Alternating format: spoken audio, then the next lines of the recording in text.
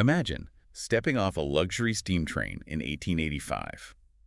You are wearing a tightly tailored wool suit or, maybe a heavy Victorian dress. Right, right. You just left the bustling, soot-stained streets of a major Gilded Age city, and you are walking straight into 6 million acres of untamed, predator-filled wilderness. I mean, it sounds like a total nightmare scenario, honestly. It really does. But for the wealthy elite of the 19th century, this wasn't a nightmare, it was just their summer vacation. Right. And here is the secret that history often glosses over. They absolutely did not survive it on their own. Yeah, it is a remarkable historical blind spot. I mean, we are so conditioned by that lone survivor trope, right? The solitary explorer pitting their sheer willpower against the elements. Oh, absolutely. And we just completely erase the human infrastructure that actually made wilderness exploration possible in the first place. That is the perfect way to frame it. Yeah. Because today we are taking a massive stack of historical records, personal journals, and modern outfitter data, and we are pivoting away from the usual suspects. No rock climbers today. Exactly. We've talked about climbers, skiers, and railroad revivals in the past. But today, let's celebrate the people who know these mountains better than anyone. For you listening right now, this deep dive is dedicated entirely to the absolute unsung heroes of the wilderness, the Adirondack Guides. The real backbone of the region. Welcome to the deep dive, by the way. Our mission today is to tear down that solitary explorer myth. We are going to explore the gritty 1800s origins of these guides, decode how their role mutated in the age of GPS, and, figure out why they are still the vital heartbeat of the wilderness experience today. So, okay, let's unpack this. To really grasp the magnitude of what an Adirondack Guide was, we have to drop ourselves into that Gilded Age reality. Right. In the late 1800s, America was rapidly industrializing, and you have this highly romanticized view of nature sweeping through the urban upper class. The so-called sports. Right. Yeah, exactly. The wealthy city dwellers, whom the locals somewhat derisively referred to as sports, they wanted to experience the pristine wild. But the reality of the Adirondacks is this landscape of dense, unforgiving boreal forest, massive elevation changes, and just completely erratic weather systems. I want to challenge that a bit, though. Let's put ourselves in the shoes of one of these sports. If I have Vanderbilt or Astor levels of wealth, why couldn't I just buy my way out of the danger? Well, I mean, that is the logical question. I could purchase the absolute best canvas tents, the finest leather boots, hire a cartographer to draw me a map, and just, figure it out. What made a local guide so indispensable that these titans of industry wouldn't take a step into the woods without one? What's fascinating here is it really comes down to the fatal limitation of inanimate objects. Okay. What do you mean by that? Well, gear, no matter how expensive, does not possess situational awareness. A topographic map from 1880 might tell you where a mountain is, but it cannot warn you about orographic left. Right, which is when that mountain forces moist air upward. Exactly, creating a localized, violent storm system just completely out of nowhere. So a map just sits there while you freeze to death. Yeah, exactly the problem. The wilderness is incredibly dynamic. Let's look at the historical accounts of what these guides actually knew, because it wasn't just rote memorization. They were basically walking survival kits, right? Oh, way beyond that. A 19th century guide could look at the underside of silver maple leaves flipping in the wind. Wait, really? Just from the leaves? Yeah. They'd see those leaves flipping and calculate that a squall was moving in, hours before a wealthy tourist's expensive barometer would even register a pressure drop. That is wild. They were a biological early warning system. They knew how to navigate a blowdown, for example. And a blowdown is that catastrophic tangle of snapped trees left in the wake of a microburst, right? Yeah, right. And to a tourist, a blowdown is an impenetrable 20-foot wall of jagged timber. But to a guide, it was a puzzle they already knew how to bypass. They offered the difference between a successful expedition and a complete disaster. So they weren't just a human all-access VIP pass to the outdoors like we sometimes see them portrayed in old tourism posters. They were a localized firewall against death. That is exactly it. They were the ultimate bridge between civilized society and the raw wilderness. You either possessed the hyper-local data of the land or you didn't. And if you didn't, well, the consequences were severe. Binary and severe, yeah. The guides acted as a translation layer, absorbing the profound, literal risks of the backcountry. Which let the wealthy sports just sit back and focus on the romance and the thrill of the wild. Exactly, completely insulated from the brutal consequences of their own inexperience. Which sets up this really fascinating historical trajectory. Because if the 1800s guide was fundamentally a buffer against death, What happens when we invent our way out of that danger? Right, the technological shift. Yeah. Fast forward to today. We have satellite-linked personal locator beacons. We have topographical maps on our smartphones tracking us in real time. We have synthetic Gore-Tex that weighs ounces and keeps us warm in sub-zero sleet. Exactly. So you would think the entire guiding profession would have become completely obsolete. But it didn't die out. It mutated.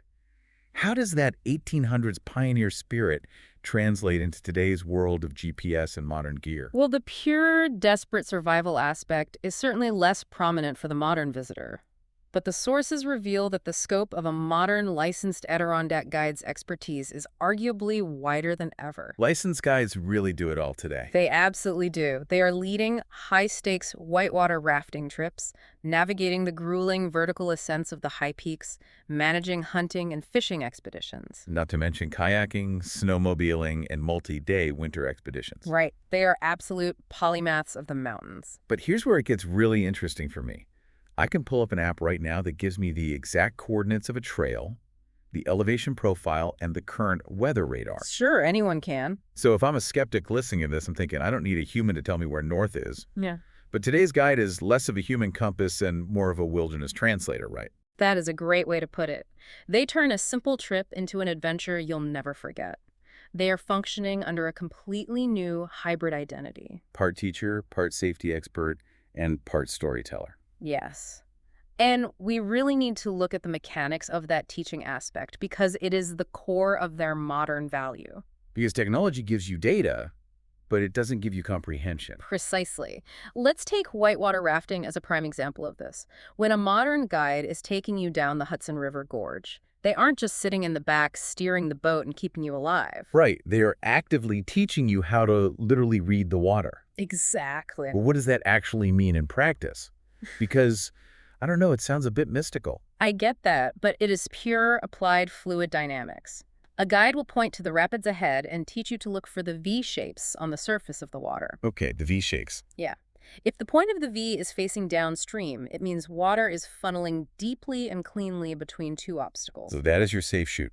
Right. But if the point of the V is facing upstream against the current, it means water is piling up against a submerged boulder just inches below the surface. Oh, wow. So hitting that upstream V could flip the raft. It absolutely could. So they are teaching you to see the invisible topography of the riverbed just by looking at the ripples on the surface. That is incredible. It really is. And think about that difference. A GPS is like a dictionary. It gives you the raw, literal translation of where you are on a grid. But the guide is the poet. Exactly. They take those exact same coordinates and reveal the hidden dangers, the ecological history, the fluid dynamics. A dictionary can't help you write a poem, and a GPS screen certainly can't teach you how to read a river. And that transition from passive passenger to active participant is vital.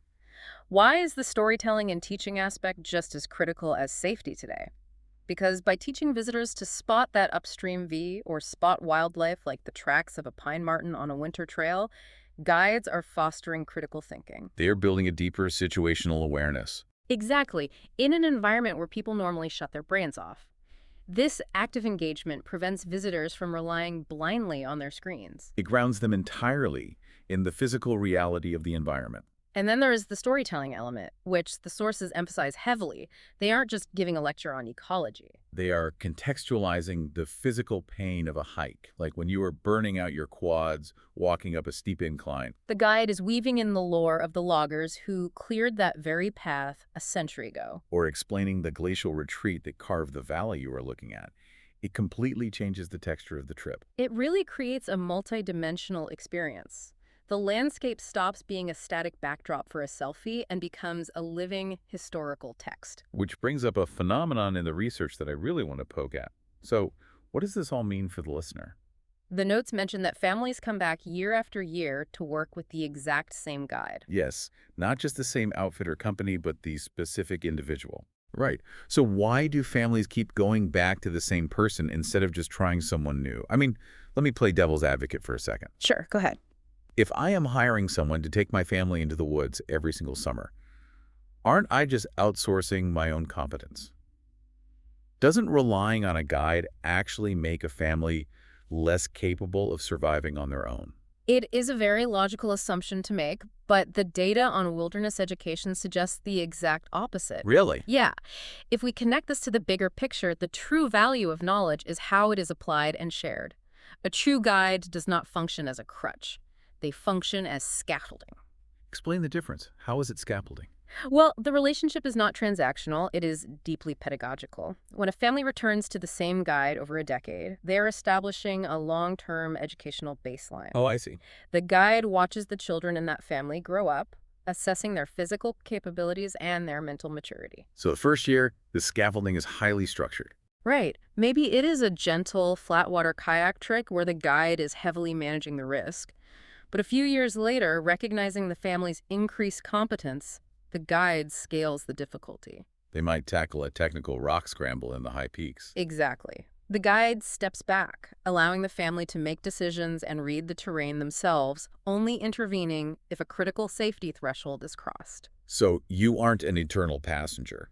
A long-term relationship with a guide creates a living, continuous education for families. Precisely the dynamic. The guide is actively working to make you more capable, not more dependent. And what is truly being passed down through that scaffolding isn't just a list of trailheads. No, the sources refer to it as keeping the Adirondack spirit alive. They are the unsung heroes keeping that spirit alive, which is defined by knowledge, respect, and a love for wild places. The guide models how to interact with an ecosystem ethically.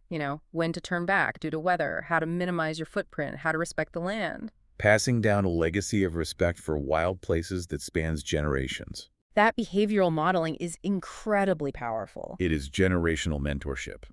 That is so much more impactful than just paying someone to carry a heavy backpack. It really is. And it pivots us toward a very practical reality. If you were listening to this right now, you probably feel that pull to get out there and experience this kind of raw guided learning. But the intimidation factor is massive. Exactly. If you don't know the region, figuring out the logistics of how to actually access a guide can feel like trying to solve a puzzle with half the pieces missing. The logistics of wilderness access have historically been the greatest barrier to entry. Right. If we look back at the 1800s, just locating your guide was a perilous journey. Right, taking a stagecoach for 2 days, boarding a steamer, and then hiking for hours just to reach their isolated cabin. The friction of access was incredibly high. But the source material highlights a total inversion of that model today. It uses places like the Alpine Homestead as a prime case study in modern logistics. Proximity is key now. Yeah, we no longer have to hike for 3 days just to start our hike. Yeah. We now have these centralized base camps positioned right on the periphery of the wild. It is a brilliant spatial solution. By establishing a hub on the edge of the wilderness, you completely neutralize that intimidation factor. Let's break down how a hub like that actually functions, because having a base camp like the Alpine Homestead makes experiencing all these intense wilderness activities completely approachable. Right. The notes describe it as a stay-and-play model. You aren't roughing it before the adventure even begins. Exactly. You wake up in a comfortable bed, you have a solid meal, but geographically from the Alpine Homestead, you are just minutes away from some of the best guiding services in the region. And that proximity allows for incredible versatility. The base camp model means a visitor can scale their exposure to the wilderness on a daily basis. Whether you want a high adrenaline, high peaks hike, or a family rafting trip. Or even just a quiet day on the Nerva Lake. Right. You could wake up on Tuesday and decide you want to test your limits out on Class 4 rapids. And you are totally immersed in that rugged, high-stakes environment. But then, on Wednesday, your nervous system is fried. You don't have to break down a wet canvas tent and hike out. You retreat to the hub, and you can spend a completely peaceful, low-stakes day on Minerva Lake. What is crucial here from a sociological perspective is how this infrastructure democratizes the wisdom of the guides. It removes the barrier to entry for the wilderness. Exactly.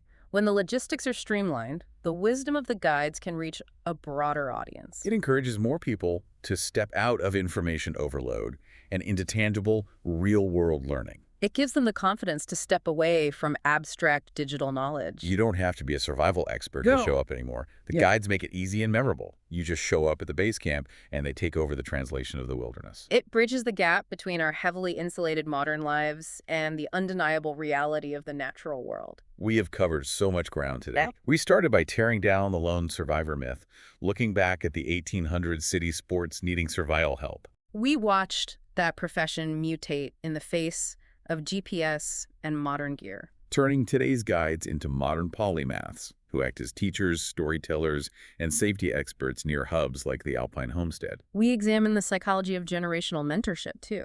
How families come back year after year. So I want to turn this over to you, the listener. Have you ever gone out with a local guide or had a trip that completely changed how you see the mountains? It is an experience that cannot be replicated on a screen. It really can't. Yeah. Tell us in the comments or discuss it around the fire pit next time you visit the Adirondacks. We would absolutely love to hear about it. And on that note, as we discuss the mechanics of modern wilderness access, the Alpine Homestead has brought this deep dive to you. If you're visiting the Adirondacks or the surrounding areas, again, book your stay and book your play at thealpinehomestead.com. A great logistical base camp. Definitely. Thank you to the Alpine Homestead for bringing this deep dive to life. Before we sign off, I want to leave you with one final thought to mull over. Oh, please do. The next time you step into nature, even a local park, ask yourself what a guide would see that you might be missing. What stories is the landscape telling that you haven't learned to translate yet? Oh, I love that. A powerful reminder that there's always an invisible world waiting to be read. Thank you so much for joining us on this deep dive. We'll see you next time around the fire.